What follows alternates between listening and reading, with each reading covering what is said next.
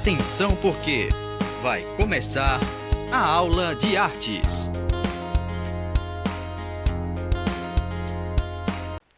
Olá pessoal, tudo bem? Aqui Paulo Brainer para mais uma aula com vocês, aqui do 8º ano, IEJA 4. E vamos dar seguimento com a aula 3 de artes, tá bom? Então vamos lá. Primeiramente, vamos fazer a correção da atividade da aula anterior, que foi a aula 2, tá bom? Então vamos lá. A primeira questão está dizendo o seguinte: de acordo com a aula, identifique a alternativa correta. Então, existem 4 opções ali, tá bom? De múltipla escolha. E quem assinalou a letra C, o teatro de bonecos nasceu há muito tempo atrás no Oriente, principalmente na China, na Índia, em Java e na Indonésia. Lá ele conquistou um status espiritual e era tratado com muita reverência, ou seja, com muita adoração. Então a letra C, a resposta correta é a letra C. Na questão de número 2, diz o seguinte: existem diversos tipos de bonecos espalhados ao redor do mundo. Identifique na ordem a alternativa que melhor corresponde com a sequência das imagens abaixo. Existem 4 imagens ali, tá? Que estão sendo representadas na sequência. Então vocês iriam obedecer essa sequência de imagens. Então a letra B, mamulengos, bonecos habitáveis, marionetes e robótica. A resposta correta seria a letra B, mamulengos, representado pela primeira figura, bonecos habitáveis, representado pela segunda figura, marionetes, representado pela terceira figura e, por último, robótica, tá bom? Na terceira questão diz o seguinte: comemorações folclóricas são importantes para a cultura local. Identifique as festas comemorativas envolvendo os bonecos da nossa região. Então, quem assinalou a resposta da letra B, Homem da Meia-Noite, está correto, tá bom? E existe até a figura representando o Homem da Meia-Noite. A quarta e penúltima questão: preste bastante atenção em relação à narrativa e marque a alternativa que está corretamente em ordem com a sequência. Primeiramente, existe um texto ali, né, que está dizendo o seguinte: o boneco de vara é um tipo de boneco manipulado através de várias ou hastes que podem ser de madeira, plástico ou metal leve, como por exemplo o alumínio. Pode ser tanto um simples objeto preso numa vara, como também ser constituído por mecanismos com várias varas para movimentar boca, braços e pernas. De qual região o boneco com varas é originário? Então, quem assinalou a letra C, o boneco é derivado do Ayang, boneco da ilha de Java, na Indonésia. A técnica se expandiu modernamente por todo o mundo através de numerosas variações. Então, quem assinalou a letra C está correto. E a quinta e última, que foi um erro ali de digitação. A quinta e última questão diz o seguinte: quais os tipos de bonecos característicos de nossa região? Então, quais são os bonecos que são característicos da nossa região? Quem assinalou a letra C, mamulengos, fantoches e bonecos manipuláveis, está correto, tá bom? Os bonecos manipuláveis são aqueles que estão sendo representados pela figura ao lado, né? Os bonecos de Olinda são exemplos de bonecos manipuláveis. Existem bonecos, por exemplo, da TV Colosso, por exemplo, são exemplos de bonecos manipuláveis. E assim por diante. Agora, finalmente, a aula de hoje. E o que vamos estudar na aula de hoje? As cores e sua importância na pintura. Nesta aula vamos abordar a parte histórica do assunto, tá? O surgimento da pintura até os dias atuais, tá bom? Então, as cores e sua importância na pintura será destacado o seu lado histórico da questão. E logo abaixo está dizendo o seguinte: podemos notar o quanto a pintura é essencial na história da humanidade. Vocês podem observar 3 fases de pinturas ali. A primeira, o quadro da Mona Lisa, pintado por Leonardo da Vinci. O segundo mostra quadros do grande Van Gogh. Tanto o primeiro como o segundo quadro mostra a sua variedade de cores. Então, a pintura e as suas cores e as sensações que elas podem causar em nossas vidas. Falando de sensações diante das cores, a cor é um elemento poderoso numa composição visual, seja ela uma pintura, uma publicidade ou um filme. A cor transmite ideias, ao mesmo tempo causa diversas sensações nas pessoas. Já Van Gogh utilizava as cores para expressar sua emoção, conseguindo obras de artes com sensações cromáticas incrivelmente deslumbrantes. Então, observem as 3 imagens abaixo. Observem as cores, a pintura e a diversidade de cores de cada pintura.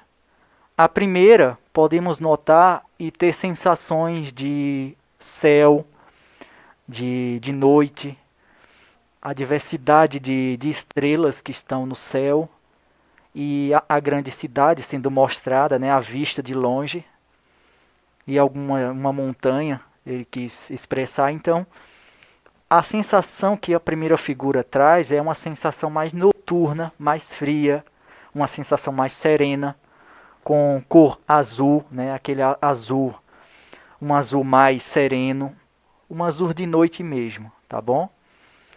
A segunda foto mostra girassóis, que no caso é o próprio nome do quadro. A primeira, Noite Estrelada, do grande Van Gogh. A segunda, Girassóis. E a terceira mostra uma família. O nome do quadro é chamado de Comedores de Batatas, tá? E as cores, tanto da segunda como da terceira foto, mostram cores mais intensas. Por exemplo, a cor da segunda imagem mostra cores mais claras, mas aquele amarelo mais vibrante, um amarelo mais intenso. Não é aquele amarelo clarinho não, mas é aquele amarelo mais forte mesmo. E é como se você tivesse em um ambiente em casa mesmo, né? Como se desse uma sensação de leveza, uma sensação de alegria, de bem-estar. A terceira foto mostra algo mais sombrio, com cores mais neutras, mais escuras e algo mais tenebroso na terceira foto. Essas são as sensações que eu sinto diante dos quadros, mas outra pessoa pode sentir outras sensações. Então isso é algo mais subjetivo, tá? O objetivo aqui é mostrar para vocês as sensações que as cores causam diante das pinturas, tá? Vamos falar um pouco sobre os benefícios que a pintura artística ela causa. Então, além de trazer todos os benefícios de uma atividade que trabalha com a coordenação motora, agilidade, ritmo e percepção espacial, a pintura é uma atividade social que transmite uma sensação de bem-estar psicológico e permite uma melhor autoestima. Então, além de melhorar na tua coordenação motora, no teu lado psicológico, ela também melhora muito na nossa autoestima, né? Faz com que a gente consiga alcançar outros níveis de profundidade, de bem-estar. E é uma atividade artística que mexe muito também com a nossa forma de ser, o nosso ser no mundo. E onde tudo começou? Então queremos saber em que momento da história a pintura começou a ser o que ela é hoje. Essa diversidade de cores, essa diversidade de mexer com as nossas emoções e tudo mais. Então a história da pintura. A pintura surgiu na pré-história, quando os povos nômades faziam uso de pinturas nas paredes rochosas. Eles faziam desenhos com carvão, deixando marcas nas cavernas por onde passavam. Os homens primitivos foram os primeiros pintores e escultores e demonstravam através dessas artes, o seu cotidiano. Então, esses povos nômades, né, que viviam de um lugar para o outro, né, não tinha residência fixa, eles sempre deixavam suas marcas artísticas através das pinturas, como uma forma de demonstrar a sua existência, mostrando o seu cotidiano, a caça de animais, enfim. Era uma forma de pintura que apenas servia como uma espécie de hobby, né, digamos assim. É uma espécie de você deixar sua marca por onde quer que você estivesse. Logo depois dos povos nômades, quando deixaram suas marcas nas cavernas, houve um desenvolvimento e uma visão maior da pintura diante de outros povos primitivos. E entre esses povos primitivos, os gregos eles destacaram bastante essa importância e olharam com mais cuidado, né, diante da arte. Tanto que eles foram praticamente o povo que mais valorizou o esporte, né? E hoje existem as Olimpíadas, e não é à toa que os gregos eles são lembrados porque eles eram grandes lutadores da causa das Olimpíadas, né? Foram os precursores disso, foram os pioneiros. Então, em torno do século XI a.C., na Grécia Antiga, a pintura se desenvolveu e trouxe várias inovações. As pinturas passaram a ser mais realistas, além de terem desenvolvido um modelo de corpo humano mais natural e idealista, que se tornaram uma grande tradição para a base da pintura que conhecemos hoje. Aí vocês podem observar na ilustração a valorização das Olimpíadas através dos gregos. Eles zelavam muito pelo fator do bem-estar, pelo fator físico. Essa questão de praticar esportes era muito importante pelos gregos. E os povos romanos pegaram isso também. Pegaram muitas coisas de povos primitivos para formar também a sua própria cultura. E principalmente, além de outros costumes e crenças, de deuses e tudo mais, eles pegaram a pintura também e outros tipos de artes. Aí vocês podem observar as ilustrações feitas pelos gregos, as formas de vestimentas e tudo mais. A pintura na Roma Antiga. Então, eu falei no slide anterior sobre Roma, né, que Roma foi uma das civilizações que saqueavam culturas, crenças e roubava também. Então, os temas usados nas pinturas eram baseados em cenas do cotidiano, figuras da mitologia e conquistas militares. Os gêneros mais retratados eram paisagens, retratos e pinturas diversas. Então, a forma de pintura da Roma Antiga já era mais sofisticada. Só que eles pegaram elementos helênicos para formar a sua própria característica de pintura. Eu me refiro à Roma Antiga, tá bom? Vocês podem observar as cores, a forma de cultura deles. Eles pegavam, por exemplo, os deuses dos gregos, o paganismo, enfim.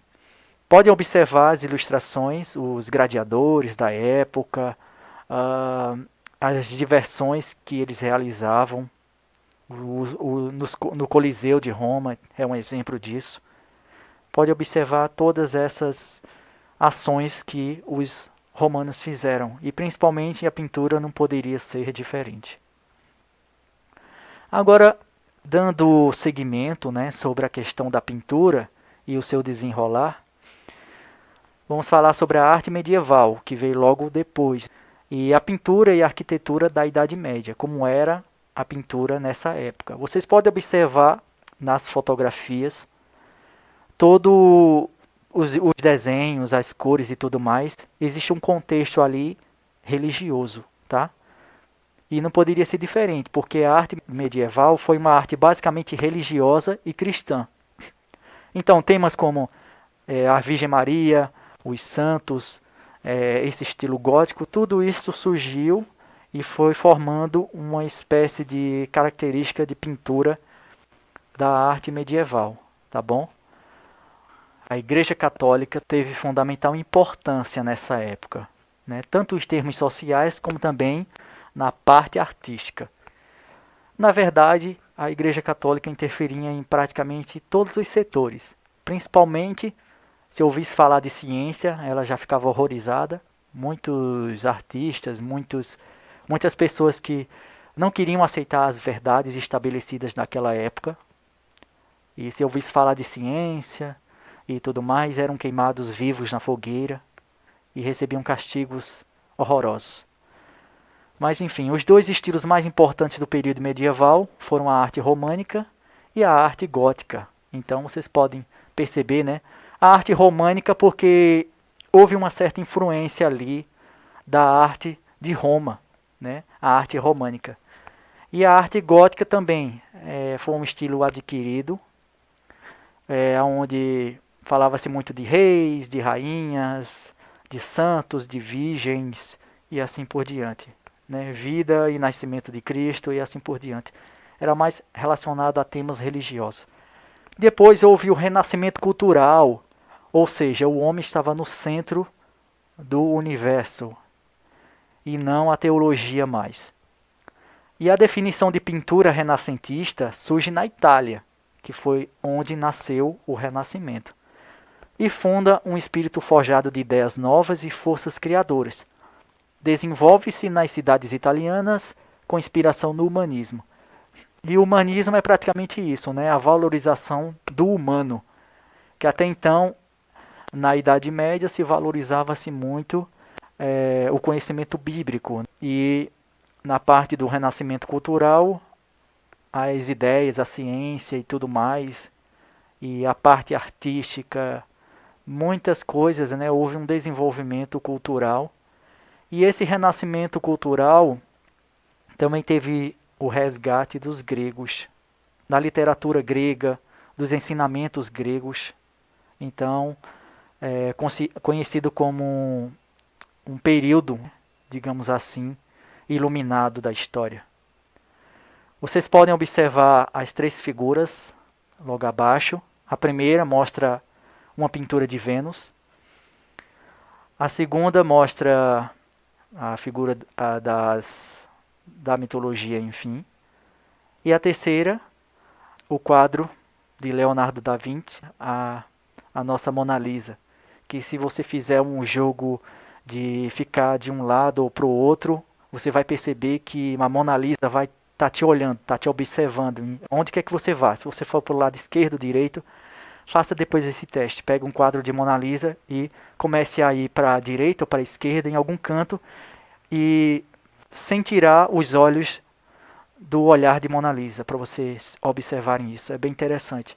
O Leonardo da Vinci, ele era um gênio. Pintura no Brasil. Então a pintura aparece no Brasil ainda na época do seu descobrimento. Era a maioria encontrada pelos colonizadores europeus de registrarem a nova terra, com imagens da natureza e dos índios.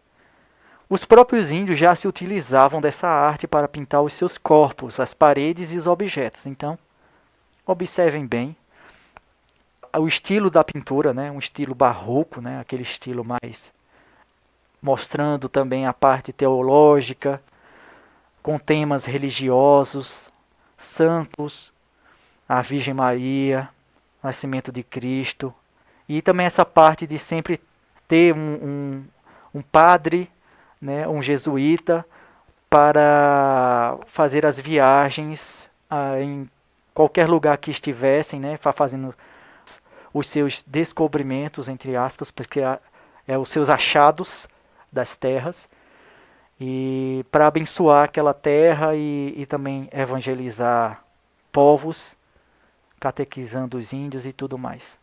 Tá? Então vocês podem observar a pintura no Brasil na época colonial. E na época do Brasil Império, podemos perceber as pinturas destacando as paisagens naturais. Então, respirando os ares das revoluções e no nacionalismo, O Brasil do século XIX esteve marcado pelo interesse em se pensar a nação brasileira. Artistas intelectuais realizavam a busca por elementos de identidade em uma época na qual as modas de Paris eram abraçadas pelas elites. Nesse sentido, os europeus teve grande influência para que a produção literária, a pintura e a música ganhassem espaço entre um pequeno universo de pessoas instruídas no Brasil. Então, pegando a moda dos europeus, aquela moda, né, de Paris, na época do século XIX, o Brasil ele pensou como nação nesse período do Brasil Império. Tanto que, na época de Dom Pedro II, ele começou a valorizar mais os quadros, a nossa paisagem natural, né, a botânica. E ele começou a chamar vários artistas, né, vários pintores da época, para registrar esses momentos e essas pinturas e eternizá-los em quadros. Então, foi um período rico na questão do nacionalismo e foi muito bacana isso, né? Houve muitos clássicos também da literatura, né? Como Guarani, né, entre outros. Muitos autores e pintores se destacaram nesse período. Então, houve realmente um pensar em nação Brasil nesse período. E foi um período rico, a época de ouro da arte aqui no nosso Brasil Império, né? Apesar de que houve vários e vários outros períodos, né, como a Semana de Arte Moderna, de 1922, entre outros períodos aqui do Brasil. Mas o Brasil Império, ao meu ver, foi o período mais rico em relação à arte aqui no Brasil.